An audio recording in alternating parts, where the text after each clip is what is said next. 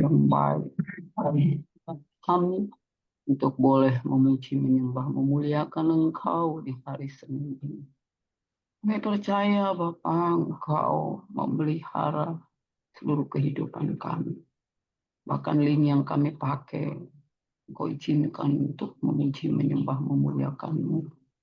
Biarlah seluruh sahabat sepelayanan kami boleh bergabung, memiliki kerinduan untuk menyenangkan hati-Mu. Terimalah sujud hormat kami lewat pujian, penyembahan, bahkan doa, bahkan firman yang ditaburkan oleh hamba-Mu yang tiada apa-apanya. Tutup bungkus hamba-Mu Bapa, pakai lidah hamba hanya untuk mengagungkan dan memuliakan Engkau semata. Terima kasih Bapa Surgawi, terima kasih. Puji termulia Engkau kekal selamanya dalam nama anak-Mu Yesus Kristus. Kami berdoa dan mengucap syukur. Haleluya. Amin. Salam Bapak Ibu yang terkasih dengan Kristus Yesus. Kita kembali masuk di dalam judul pembelajaran eskatologi yang pada pagi hari ini Tuhan mengizinkan hambanya untuk membawakan judul ini. Saya akan membawakan dari Wahyu 20 ayat 6. Meskipun kitab Wahyu ini agak ngeri-ngeri sedap untuk dibaca, tetapi mau nggak mau, suka nggak suka, baik atau tidak baik, kita harus mempelajarinya. Demikian firman Tuhan. Berbahagialah dan kuduslah ia mendapat bagian dalam kebangkitan pertama itu. Kematian yang kedua tidak berkuasa lagi atas mereka, tetapi mereka akan menjadi imam-imam Allah dan Kristus. Dan mereka akan memerintah sebagai raja bersama-sama dengan Dia 1000 tahun lamanya. Haleluya. Bapak dan Ibu terkasih dalam Kristus Yesus, gereja arus utama merasa perlu memiliki pengetahuan tentang apa yang disebut eskatologi atau teologi tentang hal-hal akhir, ya, eksakta yang benar dan sesuai dengan kesaksian Alkitab. Beberapa tema yang biasanya muncul di sekitar tema eskatologi adalah tanda-tanda zaman akhir, hari Tuhan, kedatangan Tuhan, atau kiamat, ya Bapak Ibu, kerajaan 1000 tahun, tubuh, bangkitan sorga dan neraka, dan lain-lain. Nah, Bapak dan Ibu, kitab-kitab perjanjian baru yang sering dirujuk untuk menggali dimensi eksatologi antara lain kitab Wahyu 1 Tesalonika, ya. Selain itu beberapa ucapan Yesus dalam Injil, misalnya Lukas 21. Nah, apa pengertian eksatologi? Memiliki pengertian dari kata eksatos, artinya akhir, dan logos artinya study. Ya, ekstapologi berarti studi, pengajaran, ilmu yang khusus mempelajari tentang masa atau akhir zaman. Eskatologi dalam Alkitab antara lain disebut hari-hari terakhir. Ya, kita baca nanti di Yesaya 22 dan Mika 4 ayat 1. Nah, waktu terakhir adalah eksatos, Ronon, yang terdapat dalam 1 Petrus 1 ayat 20. Dan jam terakhir, kita boleh baca 1 Yohanes 2 ayat 18. Nah, Bapak dan Ibu, bagaimana pembagian eksatologi ini? Secara umum atau secara universal, yaitu kedatangan Kristus, kebangkitan orang mati, penghakiman terakhir dan keadaan terakhir dari orang saleh dan orang durhaka. Dan yang kedua, eskatologi personal atau individu, yaitu kematian jasmani atau kekekalan jiwa dan kebangkitan orang mati. Bapak dan Ibu, maksud dan tujuan eksatologi, ya, eksatologi Kristen ya, memiliki maksud tertentu yang mencakup ya dalam pengharapan, mendorong kehidupan yang lebih saleh, memberikan pemahaman tentang rencana Allah, menekankan kedaulatan Allah, mengajarkan tentang kebangkitan dan kehidupan kekal, dan memotivasi misi dan penginjilan. Nah, berikut adalah penjelasan tentang maksud dan tujuan eskatologi Kristen beserta ayat-ayat yang relevan. Ya, pertama adalah pengharapan dan penghiburan. Memberikan penghiburan bagi orang-orang percaya tentang masa depan yang dijanjikan oleh Allah. 1 Tesalonika 4 ayat 16 sampai 18. Dan yang kedua, motivasi untuk hidup kudus. Memotivasi umat Kristen untuk hidup kudus dan berkenan kepada Tuhan dalam menantikan kedatangan Kristus. Kita baca nanti 2 Petrus 3 ayat 11 sampai 12. Dan yang ketiga, pemahaman tentang rencana Allah. Memberikan pemahaman kepada umat Kristen tentang rencana Allah yang menyeluruh dari penciptaan hingga pemulihan akhir. Kita baca nanti dalam Efesus 1 ayat 9 sampai 10. Ya. Dan yang keempat, Bapak dan Ibu, penekanan pada kedaulatan Allah. Menegaskan bahwa Allah berdaulat atas sejarah dan masa depan, dan bahwa kehendaknya akan terlaksana. Kita baca Daniel 7 ayat 14. Dan yang kelima, pengajaran tentang kebangkitan dan kehidupan kekal.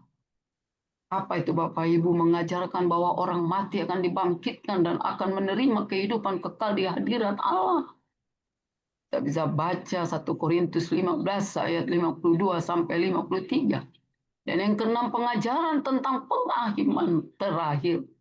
Mengajarkan bahwa setiap orang akan diadili oleh Allah berdasarkan perbuatannya pada penghakiman terakhir. Kita bisa baca Matius 25 ayat 31 sampai 32. Ya. Dan yang ketujuh, Bapak Ibu, pengharapan tentang langit dan bumi baru. Menanamkan pengharapan tentang penciptaan langit baru dan bumi baru, di mana kebenaran dan damai sejahtera akan berkuasa.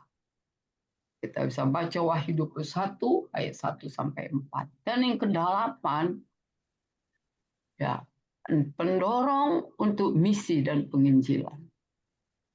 Memotivasi umat Kristen untuk terlibat dalam misi dan penginjilan, agar sebanyak mungkin orang mendengar tentang keselamatan melalui Yesus Kristus sebelum akhir zaman tiba. Ya, inilah yang menjadi ikon Kingdom Come Indonesia, turut menuntaskan amanat agung Matius 28 ayat 19 sampai 20. Bapak dan Ibu, bagaimana peristiwa saat eskatologi yang kita belum paham ke depan? Ya, juga mencakup peringatan tentang kengerian yang akan terjadi pada akhir zaman. Ini sering digambarkan dalam konteks penghakiman, penderitaan, dan hukuman bagi mereka yang menolak Allah. Kita bisa melihat ya, berikut beberapa elemen yang mencakup aspek-aspek kengerian dalam eskatologi Kristen. Berarti ayat-ayat yang relevan. Pertama, masa kesengsaraan besar. Periode penderitaan yang belum pernah terjadi sebelumnya akan melanda dunia. Ini dikenal sebagai masa kesengsaraan besar. Nah, ini dunia masuk dalam perah saat-saat ini. Matius 24 ayat 21. Ya. Dan yang kedua, penghakiman dan murka Allah. Allah akan mencurahkan murkanya atas dunia yang berdosa sebagai hukuman atas ketidaktaatan dan penolakan terhadapnya. Mengerikan ya Bapak Ibu. Wahyu 6 ayat 16 sampai 17. Nah. Dan yang ketiga, kedatangan antikristus. Saat ini sedang banyak, dan dari dulu juga sudah banyak antikristus.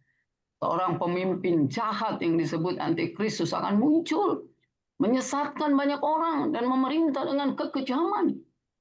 Kita bisa baca 2 Tesalonika 2 ayat 3 sampai 4. Dan yang keempat, hukuman kekal. Orang-orang yang menolak Kristus akan menghadapi hukuman kekal di lautan api yang disebut juga sebagai neraka.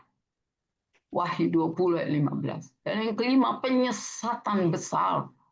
Ya. Banyak orang akan disesatkan oleh tanda-tanda ajaib dan kebohongan yang dilakukan oleh nabi-nabi palsu dan antikristus. Yang terdapat dalam Matius 24 ayat 24. Ya. Dan yang keenam, peperangan akhir. Peperangan besar yang dikenal sebagai Armageddon akan terjadi, di mana kekuatan-kekuatan jahat akan berusaha melawan Allah, tetapi mereka akan dikalahkan. Inilah janji Allah. Wahyu 16 ayat 16. Dan yang ketujuh, murka Allah terhadap dosa. Ya, akan dinyatakan terhadap dosa dan segala bentuk ketidakadilan di dunia ini. Roma 2 ayat 5. Yang kedelapan, penderitaan bagi orang tidak percaya. Orang yang tidak percaya akan menghadapi penderitaan yang besar sebagai akibat dari penolakan mereka terhadap Allah. Kita baca Wahyu 14 ayat 10 sampai 11. Dan yang kesembilan, penghakiman tahta putih besar. Semua orang mati, besar dan kecil, akan dibangkitkan dan dihakimi di hadapan tahta putih besar Allah. Wahyu 20 ayat 11 sampai 12. Nah, Bapak dan Ibu yang terkasih dalam Kristus Yesus, masa eksatologi mengandung peringatan tentang kengerian dan penderitaan yang akan dialami oleh mereka yang menolak Allah dan hidup dalam ketidaktaatan ini, menekankan perlunya perbuatan dan kehidupan yang berkenan kepada Tuhan. Eksatologi Kristen tidak hanya memberikan pengharapan bagi mereka yang percaya, tetapi juga memperingati tentang konsekuensi serius bagi mereka yang menolak kasih karunia Allah. Nah, masa eksatologi dalam pandangan Kristen mencakup berbagai peristiwa penting yang terkait dengan akhir zaman, datangan kembali Yesus Kristus, bangkitan orang mati, penghakiman terakhir, dan pembentukan langit dan bumi baru. Kita bisa melihat berikut adalah peristiwa-peristiwa utama yang diyakini akan terjadi pada masa eksatologi. Yang pertama, kedatangan kedua Yesus Kristus.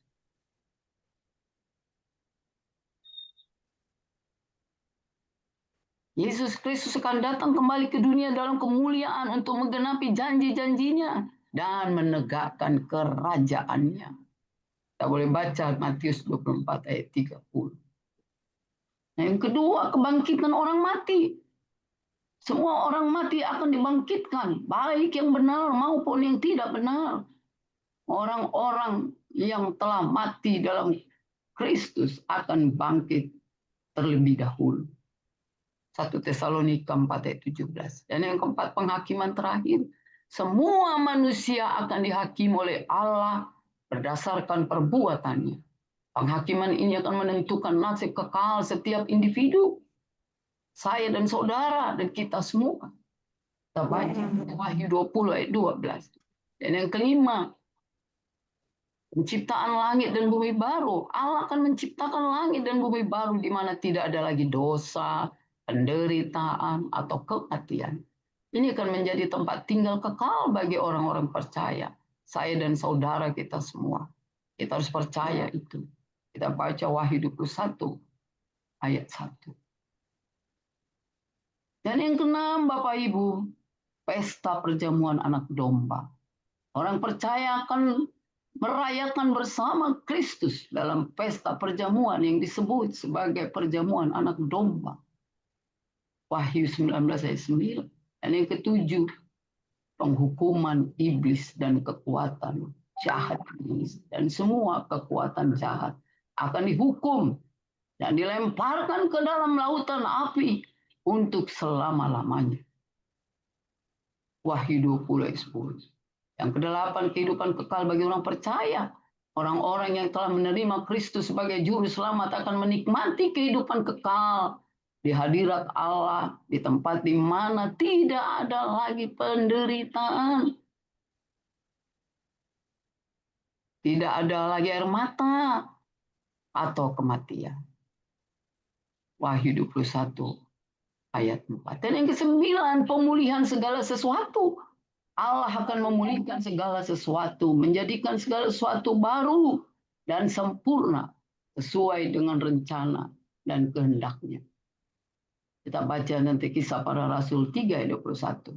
Nah, Bapak dan Ibu, masa eskatologi mencakup peristiwa-peristiwa besar yang menandai pemulihan dan pengendapan rencana Allah untuk dunia ini, memberikan pengharapan dan arah kompas ya bagi umat percaya.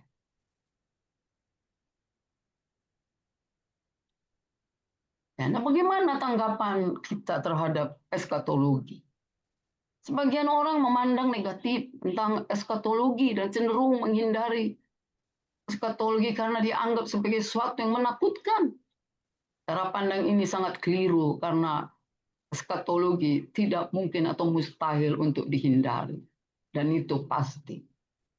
Nah, pada masa Alkitab Perjanjian Baru, ada dua golongan besar yang menanggapi tentang eskatologi, yaitu yang pertama golongan Saduki, ya, para imam yang tidak mempercayai ajaran tentang jiwa, tidak percaya kehidupan sesudah kematian, tidak percaya kebangkitan, tidak percaya makhluk spiritual, tidak percaya malaikat dan setan-setan. Dan yang kedua, golongan Farisi atau rabi, ahli Taurat yang mempercayai ajaran tentang jiwa, kehidupan setelah mati.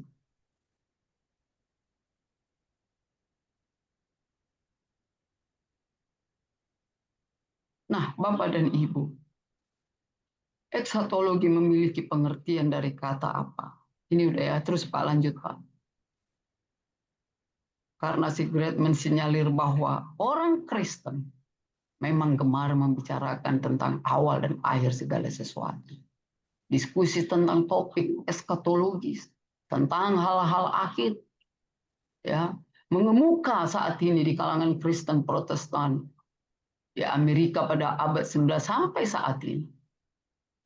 Nah, kebanyakan diskusi itu berpusat pada gagasan milenium atau lazim disebut dengan istilah kerajaan 1000 tahun atau disingkat dengan M. Dan ide ini disebut dalam kitab Wahyu 20 ayat 2 sampai 5.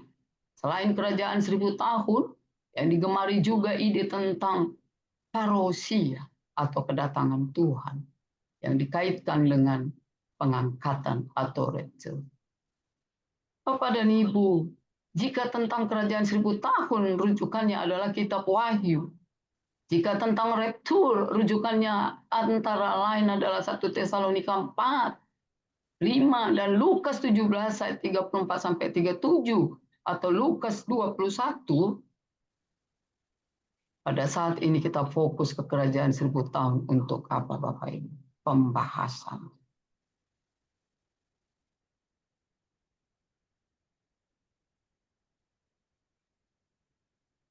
Sebagian milenium merujuk pada pengharapan akan pemulihan kerajaan Allah di bumi yang berlangsung selama 1000 tahun. Lalu hadirlah kedatangan Kristus yang kedua dan diteruskan dengan didirikannya tahta pemerintahan semesta yang baru. Nah, Bapak dan Ibu, tiga pandangan utama yang dikelompokkan Protestan Amerika. Ya, Amerika Utara setidaknya ada tiga pandangan utama yang berbeda-beda tentang topik kerajaan 1000 tahun. Atau milenium. Yang pertama adalah amilenial, yang kedua adalah postmilenial, dan yang ketiga premilenial. Nah, bagaimana pandangan tentang amilenial? Proses pandangan ini adalah menolak terlibat dalam spekulasi tentang akhir zaman. Spekulasi semacam ini dapat mengalihkan perhatian orang dari urusan yang lebih penting, yakni mengarahkan orang Kristen mengelola permasalahan dan pergumulan hidup di dunia ini. Sikap ini dapat ditemui pada pernikahan Protestantisme, arus utama di sepanjang abad 16. Ya, kita bisa lihat ya Luther dan Calvin misalnya menolak terlibat dalam debat yang tak berguna ini. Meskipun kelompok Baptis waktu itu gemar mengharapkan adanya revolusi sosial sebagai buah dari intervensi apokaliptik ilahi. Namun sebagai besar orang Protestan di zaman itu tak terlalu menaruh perhatian tentang pokok ini. Ya. Hingga pandangan ini amat berpengaruh di kalangan Protestantisme Amerika abad 19. Nah, Bapak dan Ibu, kita meyakini bahwa kedatangan Tuhan atau parousia Kristus akan muncul segera dalam suatu masa panjang yang penuh damai dan kebenaran. Masa ini disebut sebagai kerajaan 1000 tahun. Di masa ini Allah menegakkan kehendaknya dengan cara meneguhkan kemenangan manusia atas kejahatan yang memuncak pada dunia yang terkristenkan.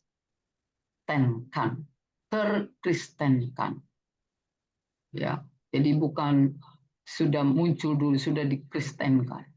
Nah, menurut pandangan ini, gereja memainkan peran yang penting dalam mentransformasi seluruh struktur sosial sebelum kedatangan Kristus yang kedua.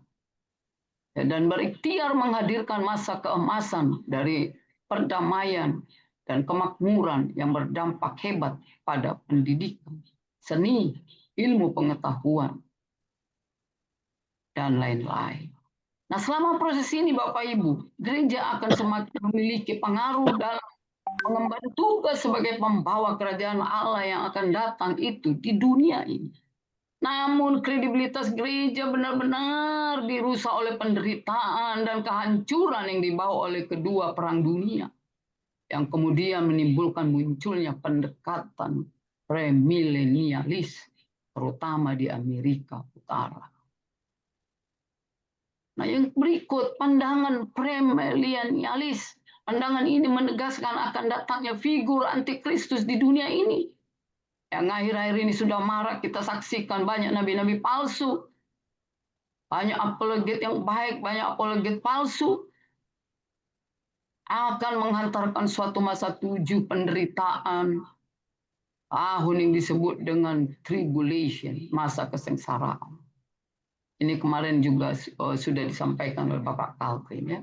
Masa kehancuran besar-besaran, perang dan bencana di dunia ini pada akhirnya akan dihentikan oleh Allah dengan mengalahkan si jahat dalam peperangan Harmagedon.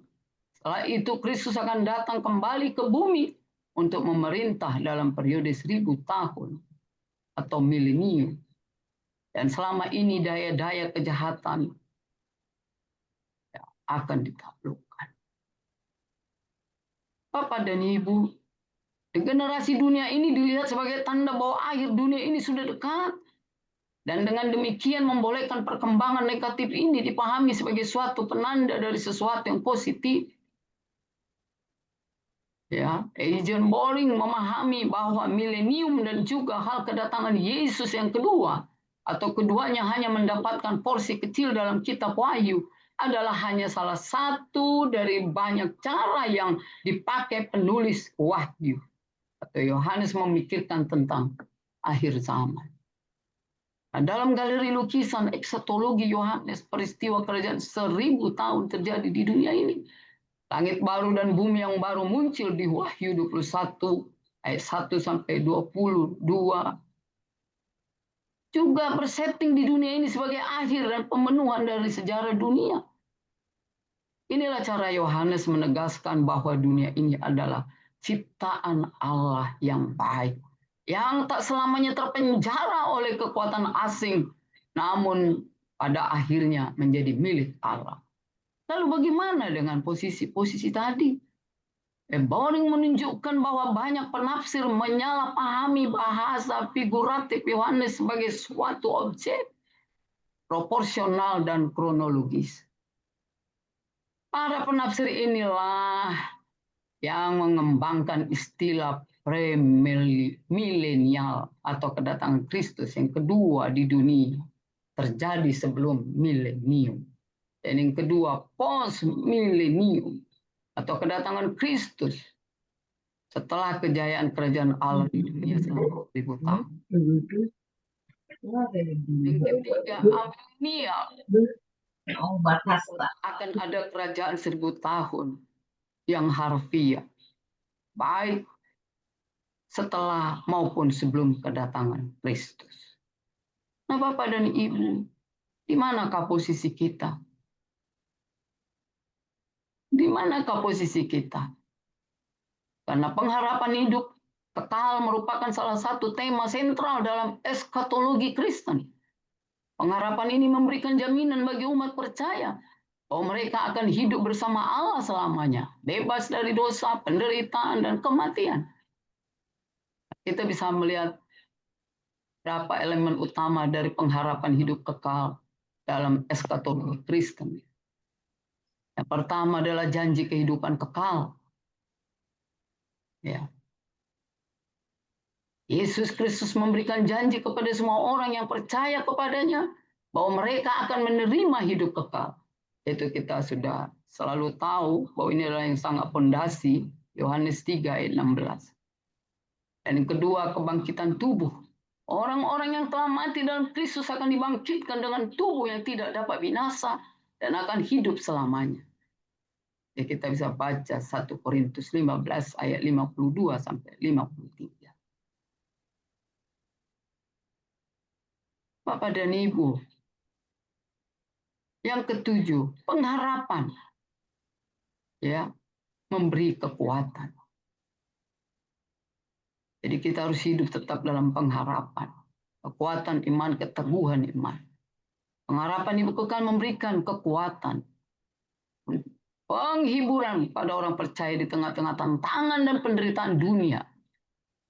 Ya, kita baca nanti Roma 8 ayat 18. Saat inilah saatnya dunia mengalami hal ini. Dan yang kedelapan, kehidupan baru dalam Kristus. Orang percaya akan menikmati kehidupan baru dalam Kristus yang melibatkan persekutuan yang sempurna dengan Allah dan sesama orang percaya.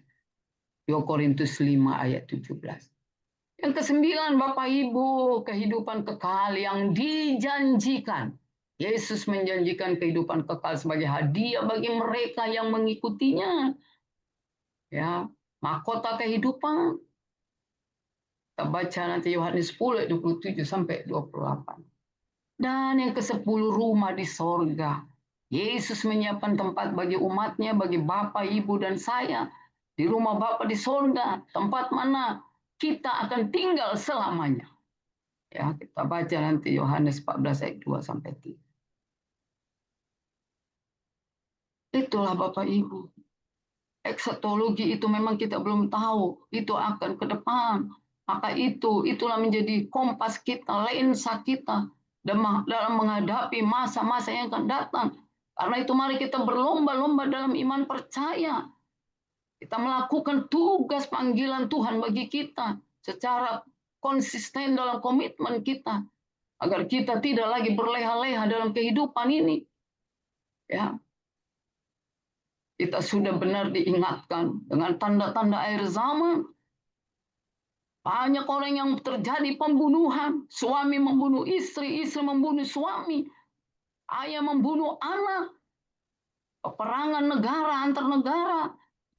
Perangan antar agama. Ya, setiap hari kita dapatkan dalam media sosial.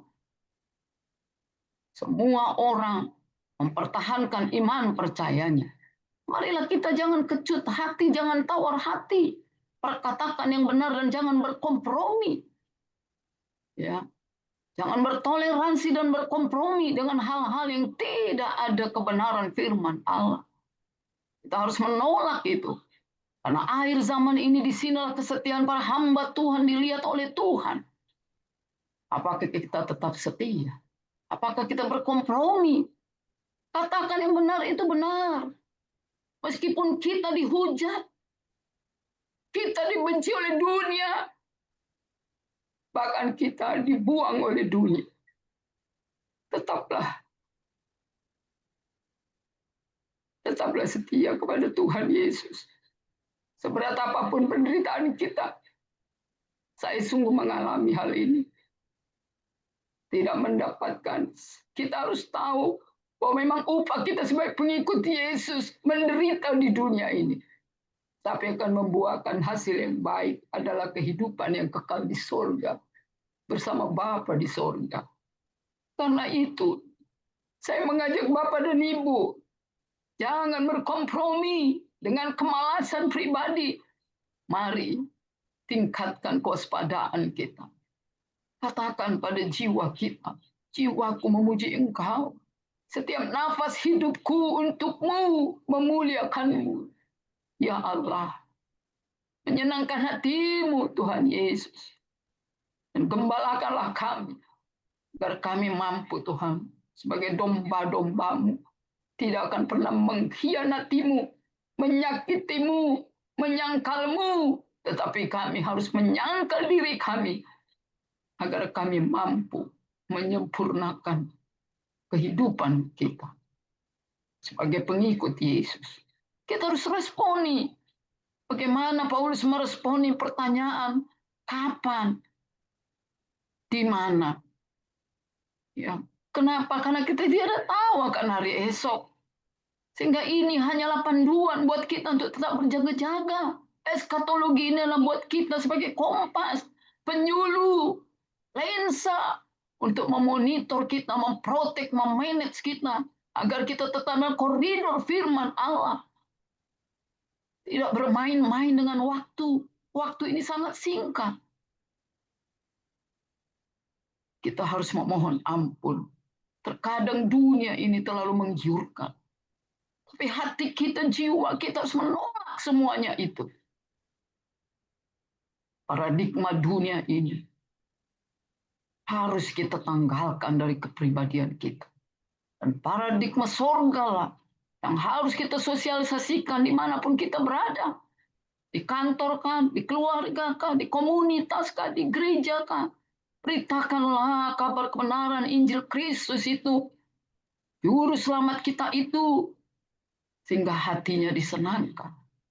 Maka marilah kita menjaga hati kita. Jagalah hatimu dari segala kewaspadaan. Amsal 4 ayat 23 itu. Itulah menjadi koridor buat kita. Tetaplah kita setia sampai akhir hayat. Waspadalah. Periksalah selalu batin kita. Dan jangan lupa, mari kita lakukan pekerjaan kehidupan kita dengan hati riang, gembira, tenang, dan teguh. Seperti untuk Tuhan. Dari Tuhan. Untuk Tuhan dan oleh Tuhan. Ini lebih berguna daripada berhitung-hitung tentang waktu. Ya, tentang kiamat. Kita tidak perlu terlalu memikirkan hal itu. Tapi mari kita terus melakukan pekerjaan ilahi. Jangan malas. Roh kita harus bersemangat. Jika kita dalam penderitaan sekalipun, dalam sakit penyakit pun, kita tetap memuji, melayaninya. Maka dengan sendirinya Tuhan akan mengangkat semua sakit penyakit itu. Mari kita nikmati hadirat Tuhan senantiasa dalam hati kita. Kiranya firman ini menguatkan kita, dan ini hanya sebagian daripada pembelajaran eksatologi yang mampu kita nikmati di dalam menghadapi hari esok, bahkan dalam keturunan kita, agar tetap waspada, agar tetap tidak menjadi kengerian kitab Wahyu ini, tapi merupakan satu proteksi kehidupan kita untuk menggapai kekekalan, yaitu mahkota kehidupan. Amin. Mari kita berdoa. Bapa Surgawi, kami bersyukur, berterima kasih untuk cinta kasih-Mu, kasih karunia-Mu yang Kau berikan bagi kami, Bapa. Terima kasih untuk pemaparan kami tentang pengajaran eskatologi ini. Meskipun ini tidak ada apa-apanya. Nah, kami percaya ini hanya memperkaya materi-materi yang terdahulu yang disampaikan oleh para hamba Tuhan. Kiranya kami boleh kuat, Bapa, agar kami tidak menghadapi kengerian, tidak traumatis, tetapi kami terus mengerjakan kesetiaan untuk melayani-Mu dimanapun kami berada, dengan siapapun kami, dengan yang bagaimanapun kondisi kami. Kami percaya janji-Mu dan amin. Keajaiban mukjizat Kau nyatakan setiap kami memohon pertolongan-Mu. Engkau jawab seluruh doa-doa kami lebih dari apa yang kami doakan. Karena itu terimalah sembah sujud kami untuk menyenangkan hati-Mu. Dan ampunilah kami ketika kami tak mampu menguasai hati kami.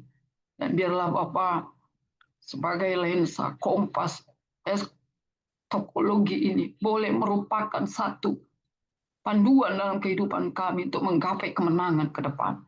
Terima kasih Bapa. Terpuji termulia Engkau kekal selamanya dalam nama anak-Mu Yesus Kristus.